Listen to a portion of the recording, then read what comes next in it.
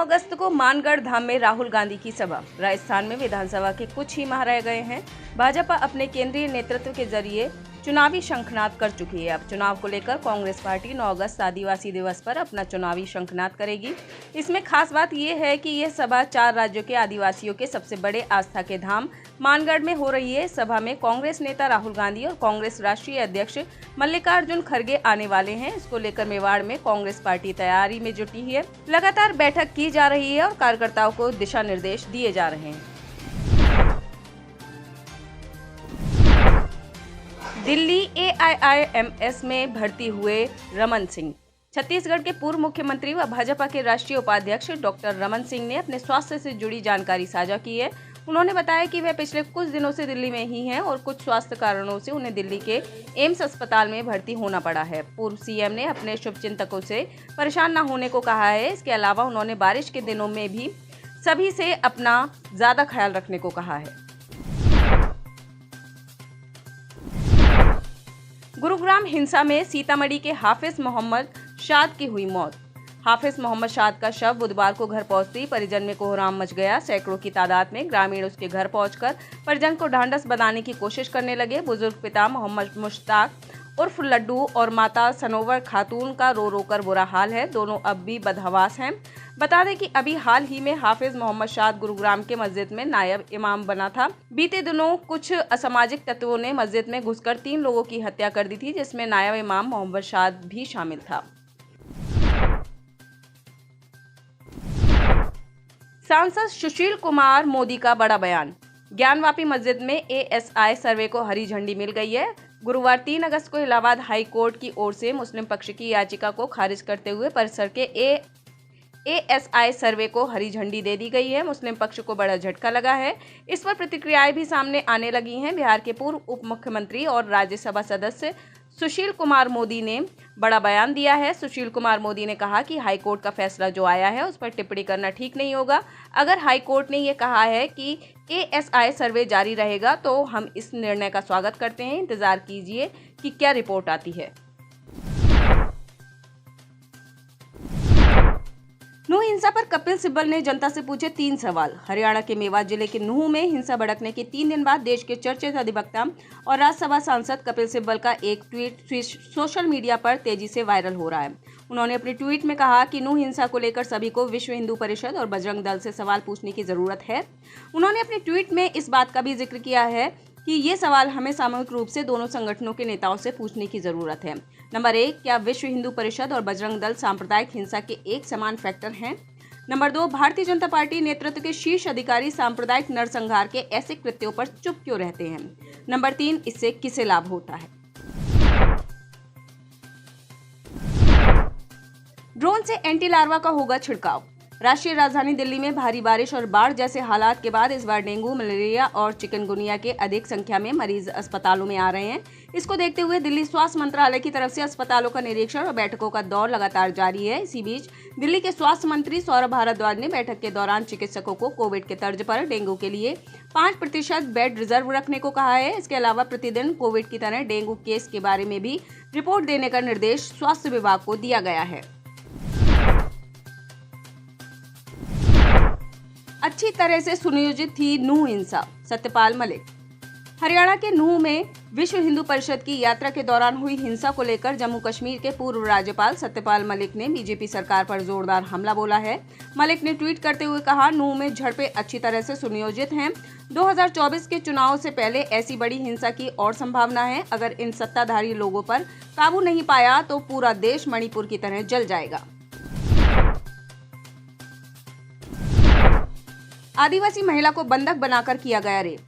मध्य प्रदेश के इंदौर से इंसानियत को तार-तार कर देने वाला मामला सामने आया है, जहां एक आदिवासी महिला को एक आरोपी ने 6 महीने पहले अगवा किया था। इस दौरान आरोपी महिला का लगातार शारीरिक शोषण करता रहा। पीड़िता जैसे तैसे जान बचाकर मौके से भागी और इंदौर के किशनगंज थाने में आकर अपनी शिकायत दर्ज करवाई। पीड़िता की शिकायत पर पुलिस ने 3 आरोपियों के खिलाफ प्रकरण दर्ज करते हुए आरोपियों की धरपकड़ शुरू कर दी है। सिंधिया के कट्टर समर्थक के घर पहुंचे केंद्रीय कृषि मंत्री नरेंद्र सिंह तोमर को बीजेपी के केंद्रीय नेतृत्व से चुनाव प्रबंधन समिति संयोजक की जिम्मेदारी मिलने के बाद अब प्रदेश भर के बीजेपी कार्यकर्ताओं को तोमर से बहुत उम्मीद जगी है। विधानसभा चुनाव की मंशा रखने वाले नेता अब केंद्रीय मंत्री तोमर से उम्मीद लगाए बैठे हैं। 2 दिन पहले सीहोर विधानसभा के बीजेपी नेता नरेंद्र सिंह तोमर से मिले और कहा कि सीहोर विधानसभा में जसपाल सिंह अरोड़ा को बीजेपी प्रत्याशी बनाया जाए, जिस पर संयोजक तोमर ने कहा कि जसपाल सिंह अरोड़ा को सभी जानते हैं, चिंता मत करो। भोपाल में एक और डॉक्टर ने की खुदकुशी की कोशिश। राजधानी भोपाल के गांधी मेडिकल कॉलेज के एक और डॉक्टर ने आत्महत्या करने का प्रयास किया है। बताया जा रहा है डॉक्टर ने नींद की गोलियों का ओवरडोज लेकर अपनी जीवन लीला समाप्त करने की कोशिश की है। डॉक्टर लंबे समय से डिप्रेशन में बताया गया है। 3 दिन पहले ही एक महिला जूनियर डॉक्टर ने सुसाइड कर अपनी जीवन लीला समाप्त की है। बीजेपी का गहलोत सरकार पर हमला। एक तरफ जहां राजस्थान में बीजेपी लाल डायरी को लेकर कांग्रेस सरकार पर हमलावर है, वहीं अब बीजेपी का केंद्रीय नेतृत्व भी लाल डायरी को लेकर अशोक गहलोत सरकार पर हमला कर रहा है।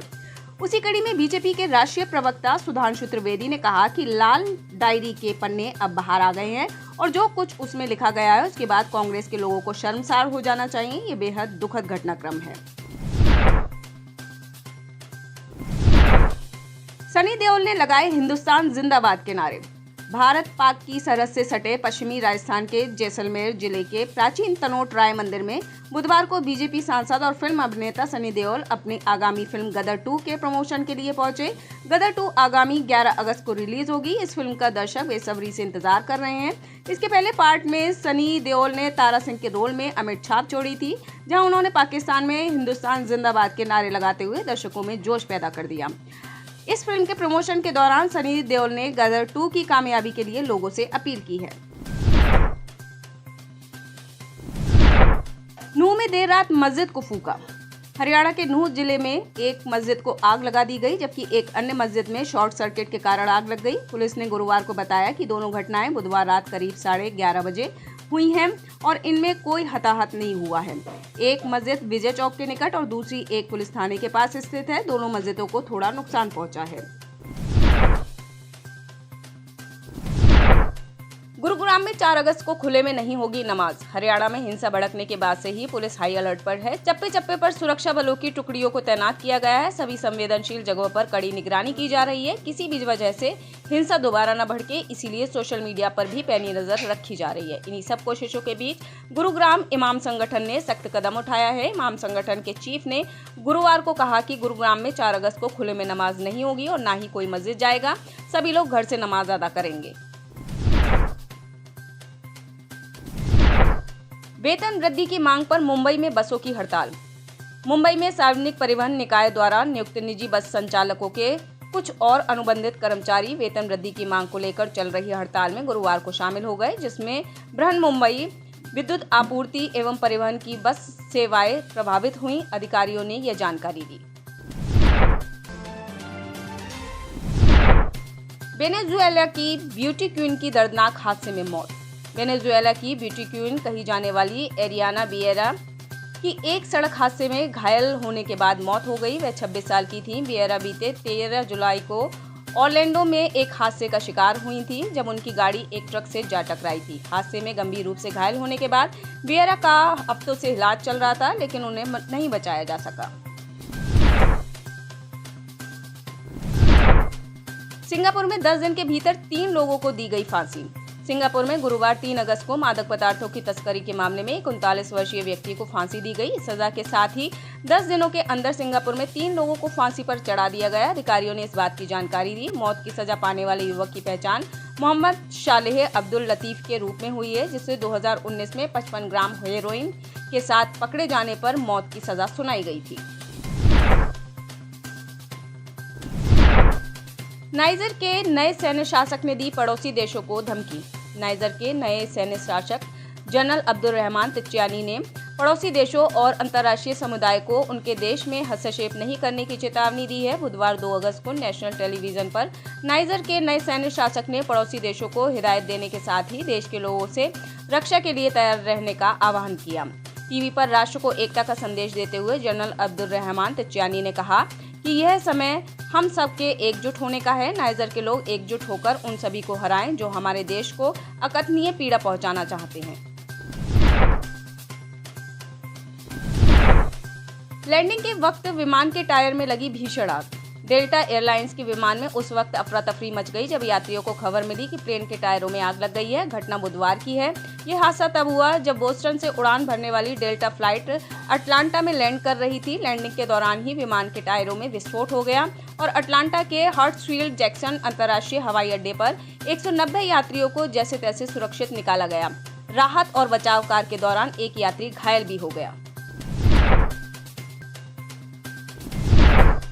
नूह हिंसा पर अमेरिकी विदेश मंत्रालय ने क्या कहा? भारत के गुरुग्राम और उसके आसपास के इलाकों में चल रही झड़पों के बीच अमेरिका का बयान आया है। अमेरिका के विदेश विभाग ने हरियाणा दंगे पर शांति बनाए रखने की अपील की है। उन्होंने पार्टियों से हिंसा से दूर रहने का आग्रह किया है।